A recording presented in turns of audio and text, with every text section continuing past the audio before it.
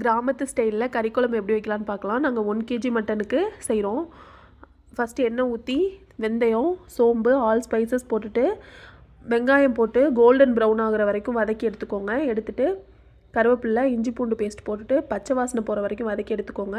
தக்காளி போட்டுட்டு அது கூடவே மிளகாய்த்தூள், மஞ்சள் தூள் சேர்த்துட்டு கறியை சேர்த்து நல்லா கிளறி விட்டுக்கோங்க.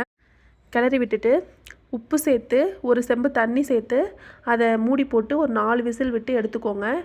இதுக்கு ஒரு தேங்காய் பேஸ்ட் ஒன்று ரெடி பண்ணிக்கலாம்.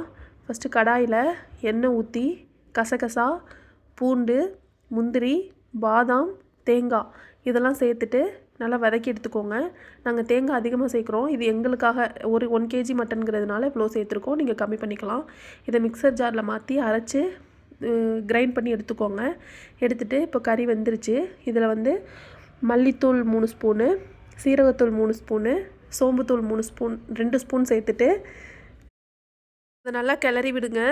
கிளறி விட்டுட்டு அதோட தேங்காய் பேஸ்ட்டையும் சேர்த்துட்டு நல்லா கொதிக்க விடுங்க. கொஞ்சோண்டு தண்ணி வேணுன்னா சேர்த்துக்கோங்க. சேர்த்துட்டு லாஸ்ட்டாக கறி மசாலா தூள் போட்டுட்டு இறக்கி வச்சிட வேண்டியதுதான்.